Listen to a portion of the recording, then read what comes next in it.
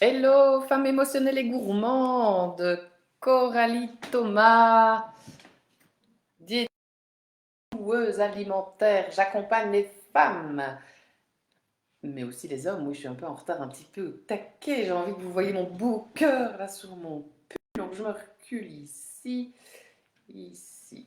Hop là, on est comme ça, impeccable. Bienvenue. Bienvenue à tous. Donc Coralie Thomas, diététicienne, mais aussi joueuse alimentaire. J'accompagne les femmes émotionnelles et gourmandes à retrouver une relation zen avec les aliments, le tout sans privation ni frustration. Tous les lundis à midi et demi sur Instagram et sur le groupe privé L'acceptation du poids. En étant une femme émotionnelle et gourmande, c'est le live où soit je vous partage un livre, c'est celui-là aujourd'hui, qui m'a permis d'évoluer personnellement, soit j'interview un expert, la prochaine experte sera sûrement Molly, je n'en dis pas plus. Je vais aussi faire une interview, là c'est sur le cercle de Julie Duchemin.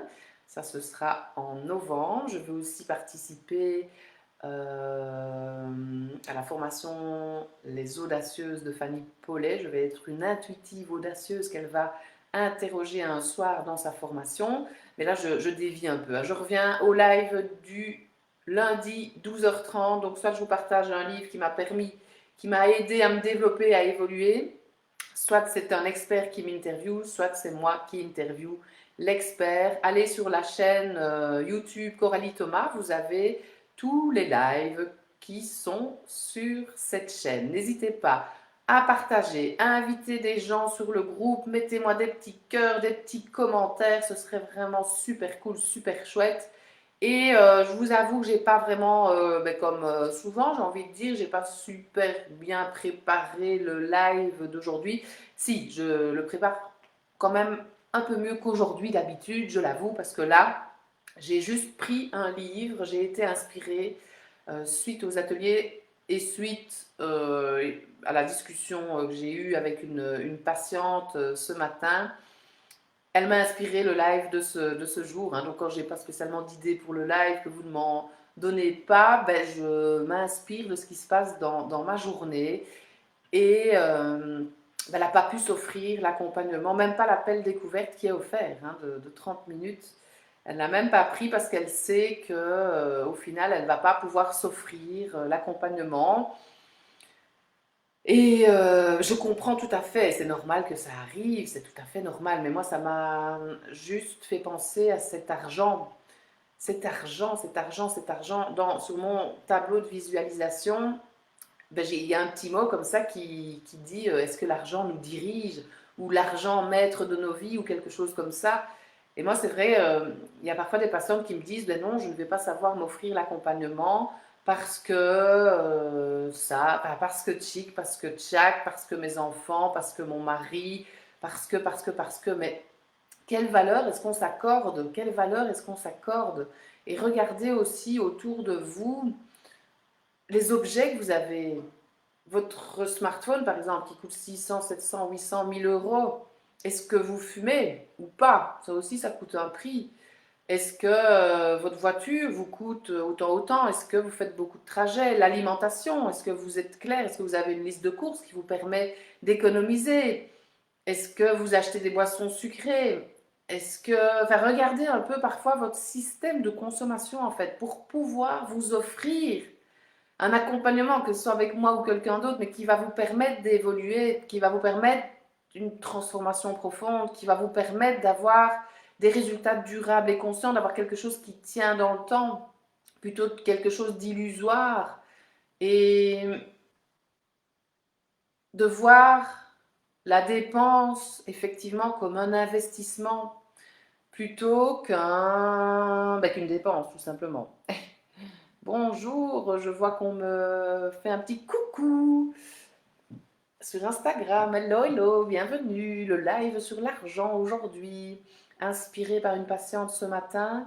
Donc, quand on a une dépense à faire, est-ce que quand vous allez boire une boisson sucrée, est-ce que quand vous allez acheter une voiture, Essayez de voir, est-ce que ça va être un investissement? Est-ce que vous allez, l'investissement, c'est mettre de l'argent et de l'investir, donc de le récupérer à un moment, d'avoir un bénéfice secondaire à cet investissement, ou est-ce que ça va être une dépense et vous n'allez jamais récupérer de bénéfice de cette dépense? Donc ça, c'était ma petite introduction à moi, parce que je trouve ça vraiment parfois triste, en fait.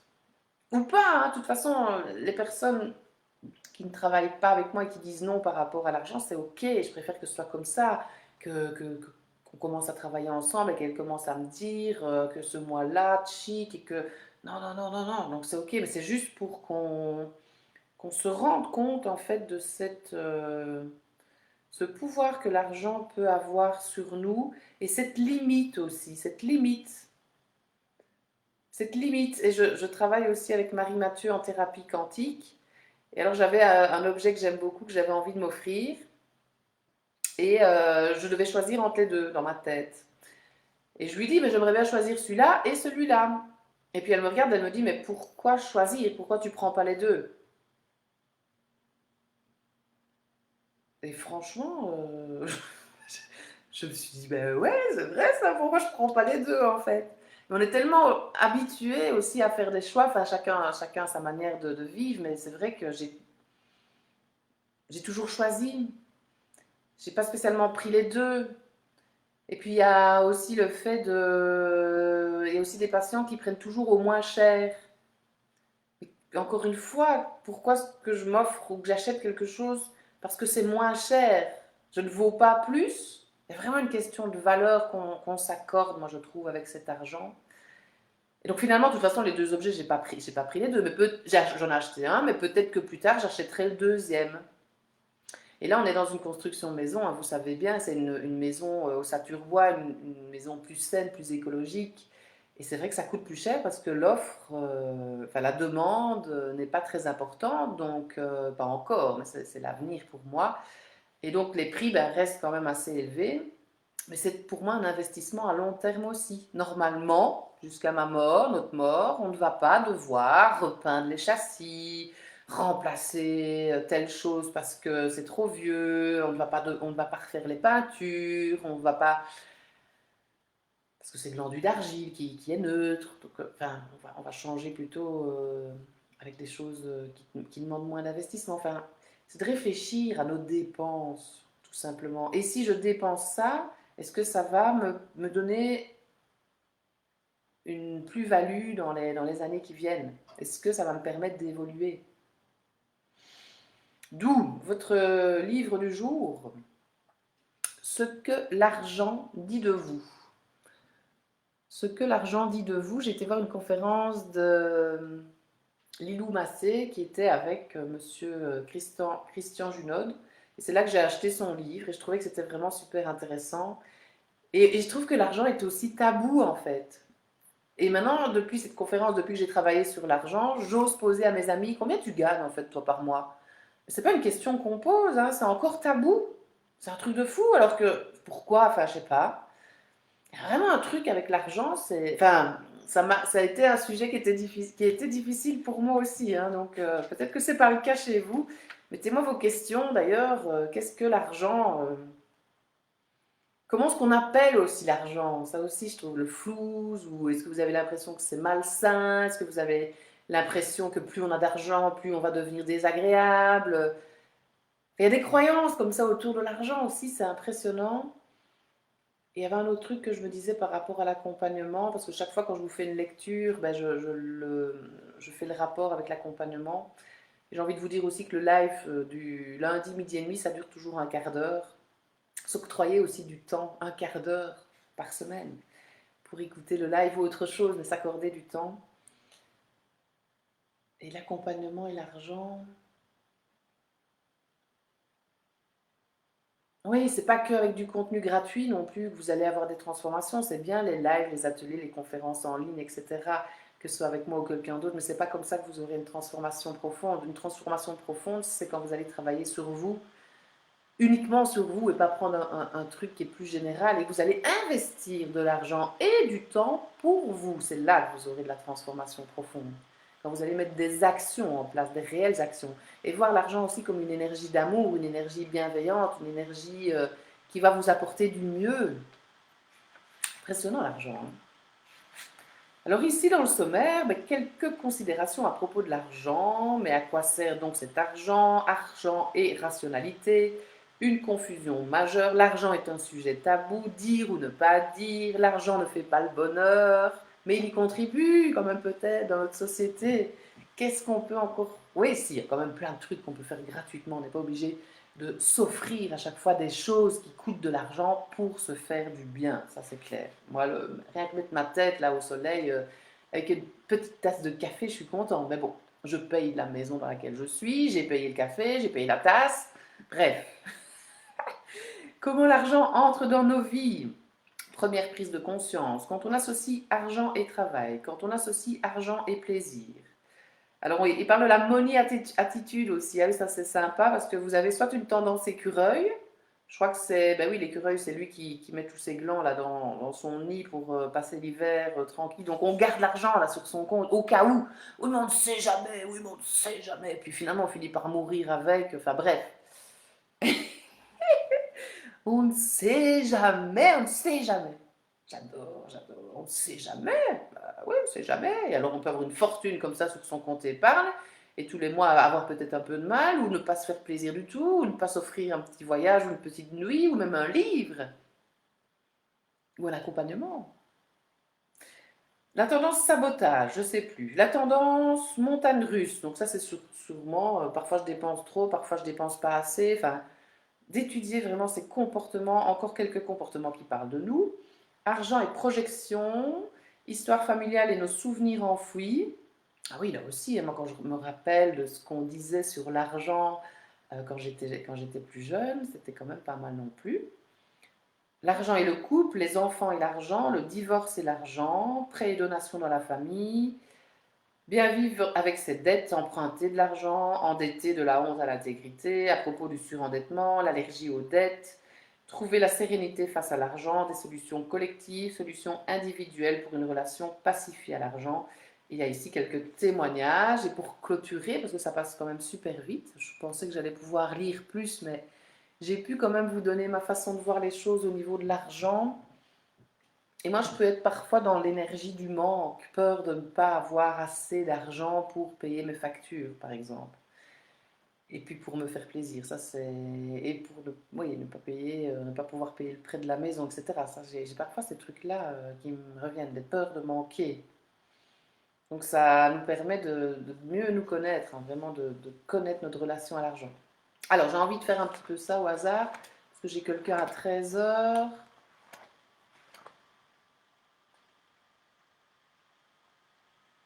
Exercice. Pour sortir de l'ombre, un des meilleurs moyens de découvrir vos parts d'ombre est de prendre un temps pour observer ce qui vous énerve, vous horripile, voire vous met en colère dans l'attitude des autres ou de vous-même. Réfléchissez à ces situations et notez-les. Relisez ce que vous avez écrit et en toute franchise, posez-vous les questions suivantes. Est-ce que je n'agis pas de manière identique parfois et n'ai-je pas de la peine à l'accueillir?